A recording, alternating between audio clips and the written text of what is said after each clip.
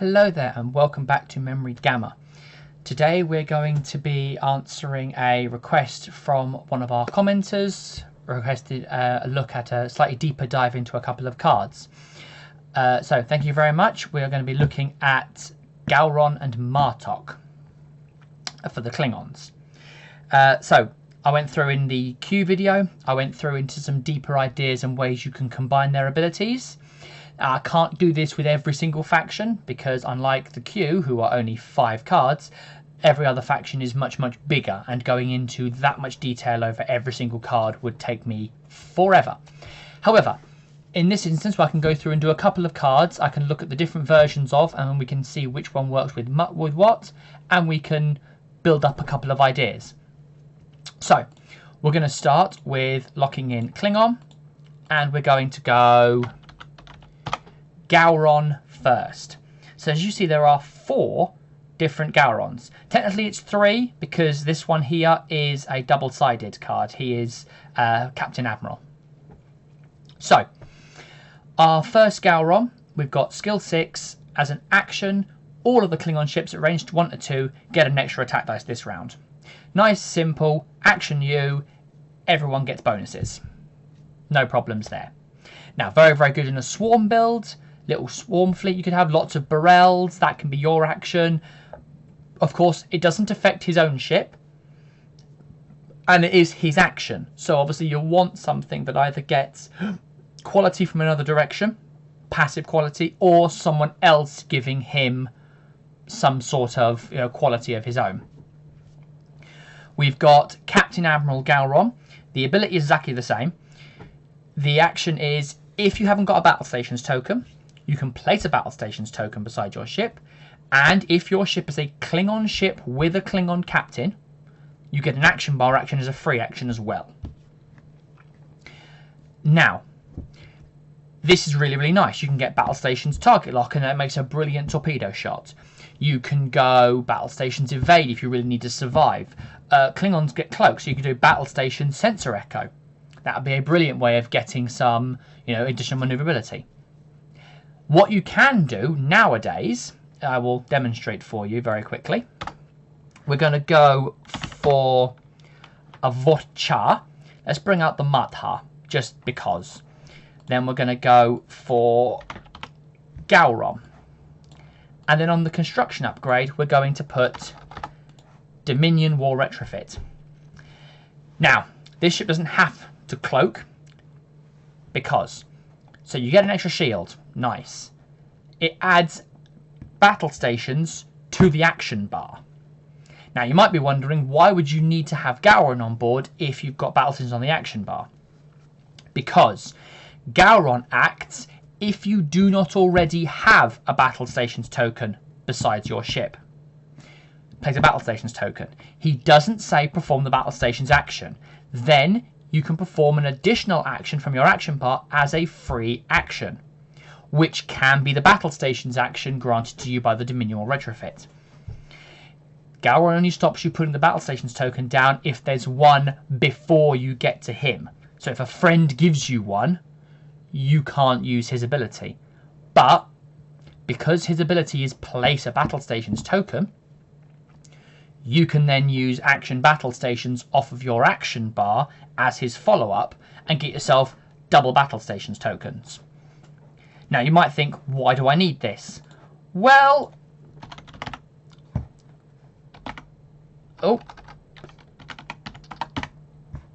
Torpedo Fusillade. Remove the card from the game, target everything in your forward firing arc, and you get a separate attack against each ship. So you can do that, fire it at 2 people. Each one of them gets battle stations tokens for the conversions. It's a nice way of getting some additional quality. And a way of not quite, it doesn't quite jank the system, but it definitely gets round to the whole, well, if there isn't a battle, you can only have a battle station token from Gowron if there isn't one to start with. Doesn't say you can't have another one afterwards. So, what we're going to do is, so that there is one particular Gowron. We're going to look at the rest of them, but this Gowron here is probably the best overall in terms of what he can do. Then the other Gowron, the last one, is if this ship is assigned to a Klingon ship and all your shields have been destroyed, you get an extra attack dice to all of your attacks. If any shield tokens are repaired, you lose a bonus attack dice. So he doesn't work on a cloaked ship because your shields have to have been destroyed, not just disabled and turned face down. He does have to have shields and they have to all be gone. So you're looking at a non-cloaking Klingon ship. But it's +1 attack dice on all attacks. Now, again, this works nicely with the torpedo fusillade because it means that you're firing 6 dice at every single ship in your forward firing arc. Not a bad idea. What I would do with that one is... a thing you can do with that one is the divisor. Yes, I know we're going across factions at the moment, but across eras, sorry. So, assigned to a Klingon ship. When your shields have been destroyed, you only have a couple of shields. +1 dice to all of your attacks. Now you can give it something big and nasty. You could give it a high dice, sort of 4, 5, 6 dice weapon. You could do Disruptor.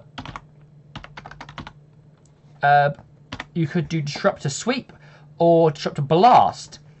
D7 attack. D7 that uses it gets to fire twice. Now you're making 2 4-dice attacks with a blank to battle stations conversion, and you've got battle stations on your action bar.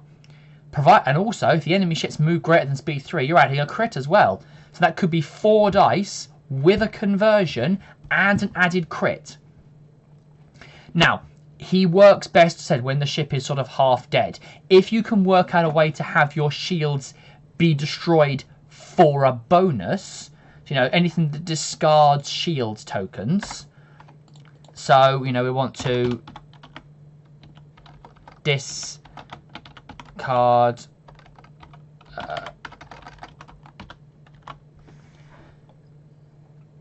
so, I mean, just reactive event discards their shield token or destroy one. So there's several things you can do. I mean, there's other people that can do stuff. If you want ways to get rid of your own shields, there's not very many ways you can spend your own shields to do stuff.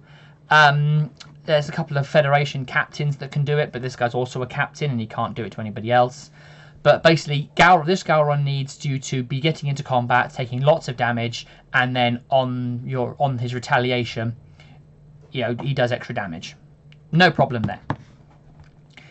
So, for example, if we build this one out here, so the divisor, we're looking for something here for battle station conversions, or we're looking for something a bit defensive when our shields do go down, for us to be able to get them back again. So our shields, so we can take the damage, our shields can go down,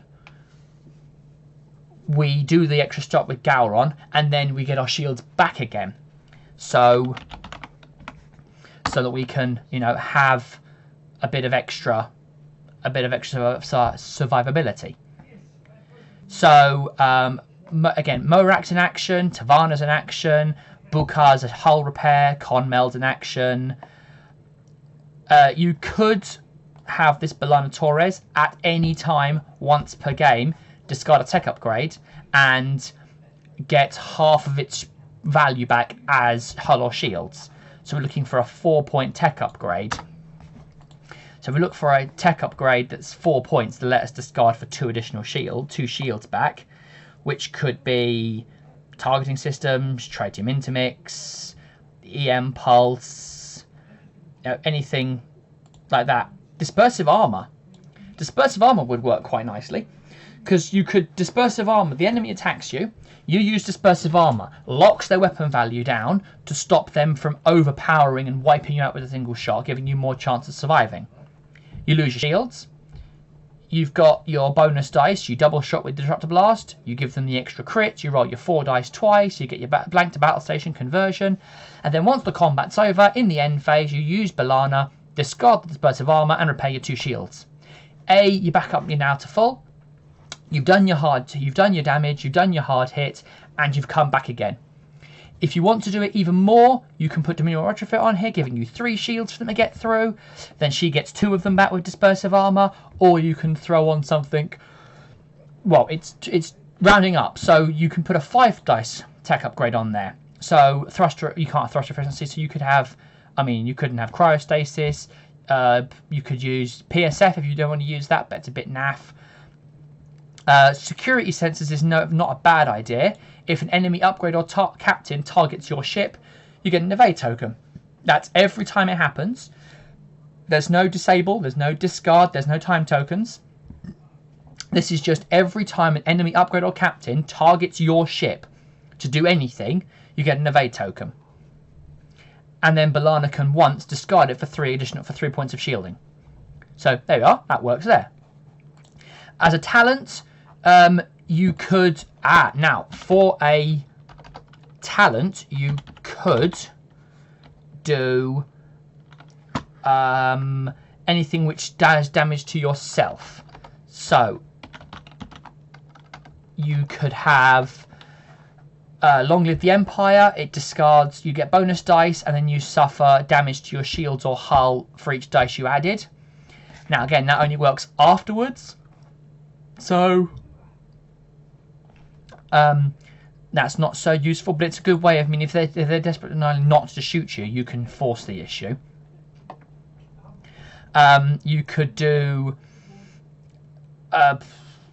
said there's a handful of the ways you could do it. I mean, if you want to make sure your shields go down, bring Today's a Good Day to Die. Everyone gets crits, just because that's not going to do any more to your shields, but it's always a fun one to bring. Devotion to Duty allows you to get bonus dice equal to the damage card. So if you really want to double down on the I'm almost dead, but I'm going to make this work, you can have Gowron and Devotion to Duty, at which point you've then got, you know, +1 attack dice for each damage card on your ship to a max of 2. So this ship here would work absolute max when it's got 1 hull, no shields, and it would get, 3 bonus dice. 1 for each attack from Gowron, and then +2 attack dice for each prime weapon. So that would give you 6 dice as a final shot with that thing at 0 at like 1 health. And if you really wanted to make sure you could rebuild, you bring Bukar, and then your next turn you do a green maneuver, repair the 2 damage to your hull to bring you back up to 3, and then use B'Elanna to discard security sensors to bring you back up to 3 hull, 3 shields. So between Bukar and B'Elanna, you can bring the divisor back from 1 hit point back up to full strength in 1 round. And I like that. That's quite a nice, build. It's very much it's still very fragile. Only get 1 defense dice, and it's very possible to get completely wiped out by an opponent's alpha strike. But if they manage to just injure you but not kill you, Gowron gets a way of attacking back. The more you hurt him, the angrier he gets. Now the other one we were looking for is, let's just bring the Martok just for a ship, is Martok, leader of the Empire. Now there's 4 versions of Martok, one of which is an admiral.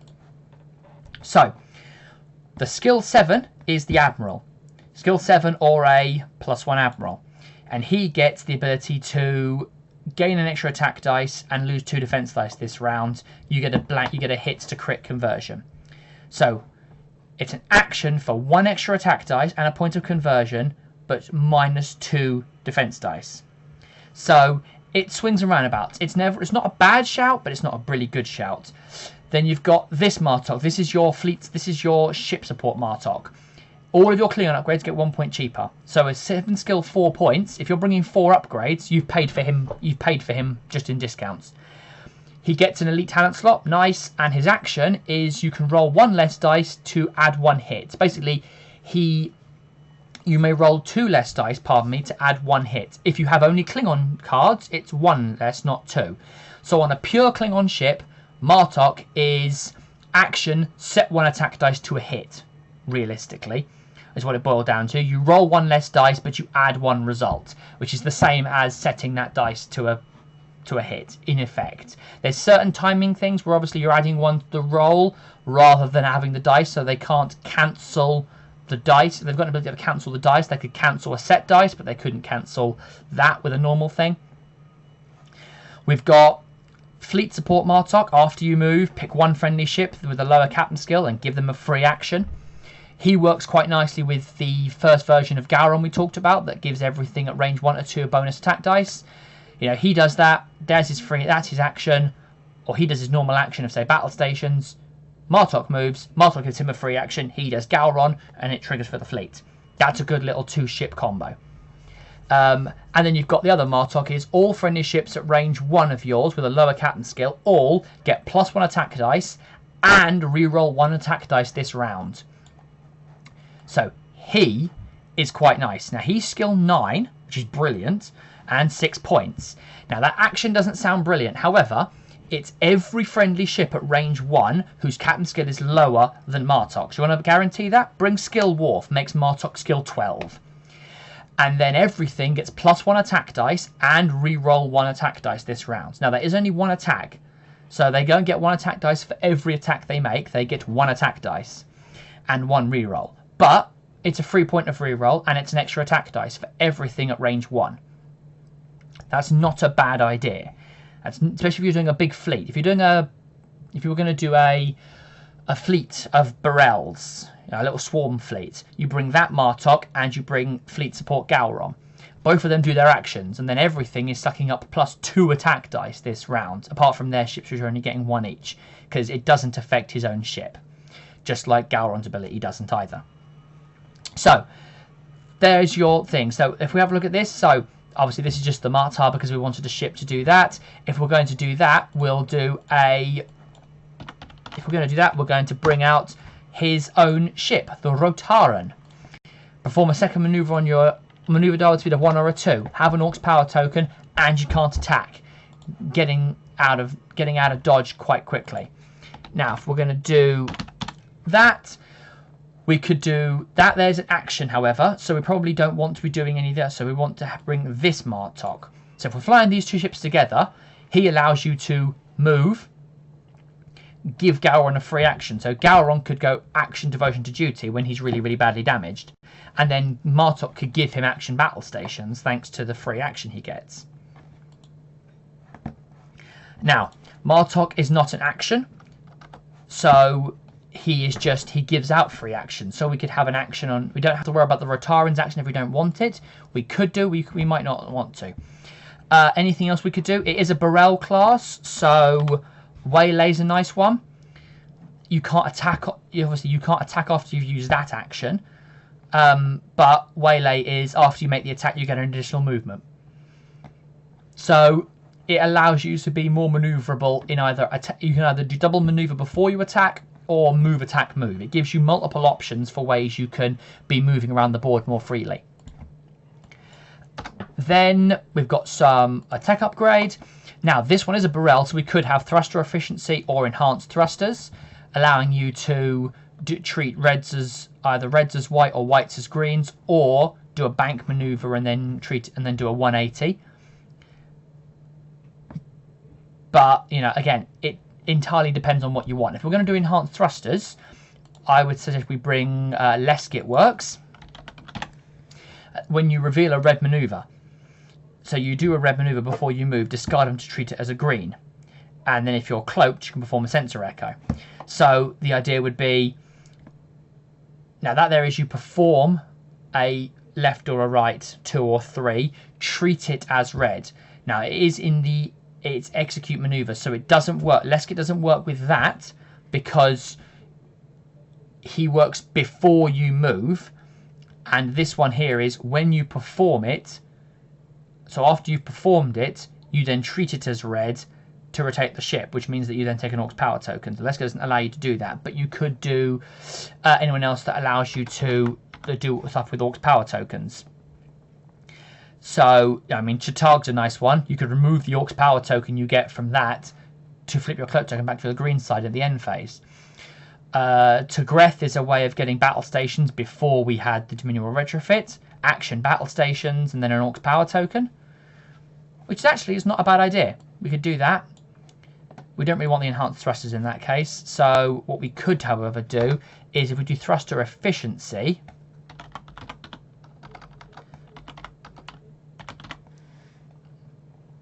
because that way we can do our red maneuver, 3 time tokens, treat it as a white maneuver. We're still acting. We do acting to Greth to give us a battle stations token and an Orcs power token, and then we can put Chattarg in the end phase to remove the Orcs power token to keep us cloaked. There we go. And that's a little blippy ship. We've still got some space, so obviously you could put a Dominion War on here, gives it an additional slot. The additional shield's not so useful. Give it an elite talent. We could do cunning, gives us some conversions and rerolls while we're cloaked and have no active shields. If you want this one for a tech upgrade, you could bring cryostasis for more crew if you wanted more stuff. If we're going to keep this to a 50-point ship, you've only got 1 point. If we're not looking about 50 points, we're just building up anything we like, then you could do a Klingon boarding party is always a fun one to disable all upgrades and remove battle stations tokens from a target ship.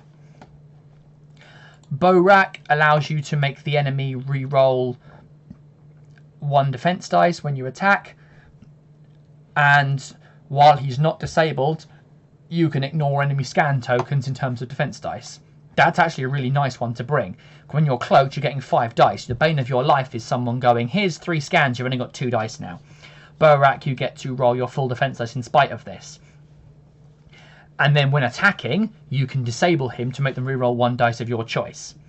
Now, order is important, so that works nicely. If you get shot at, so you're getting shot at, Bow rack triggers with his ability. Then when you shoot later, Bow rack can disable himself to give you that bonus as well. If you fire first and use Bow rack, then obviously when you are defending, he is disabled and can't use his ability. So order matters, but he does double duty, and if you're attacking second, that's a good little combination. Again, ambassadors are always an option. I talked about ambassadors in my previous video.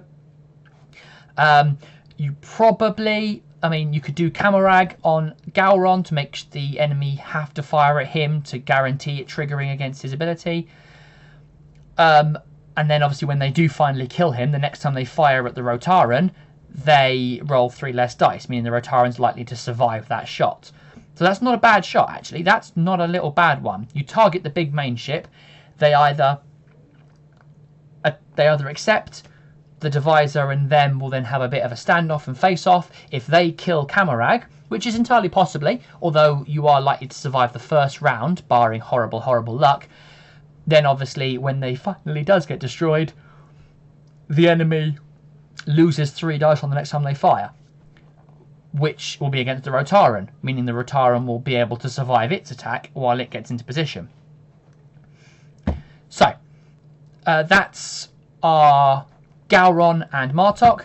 Again, as I say in every single video, this is not the only way to use them. There are many different ways, and I could sit here for the next hour or longer, this being me, doing a separate build for every single version of Gowron or Martok, but that's not what I'm here for. What I'm here for is to highlight particular cards, some of them that I've highlighted, some of them that have been requested by people that have watched the videos. Thank you very much.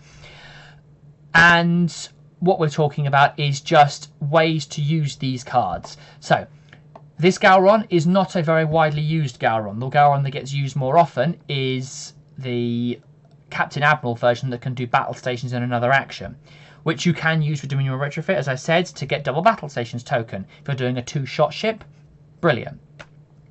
This Gowron, however, I've always liked the idea of thinking that, oh, hang on, let's see if we can make something work.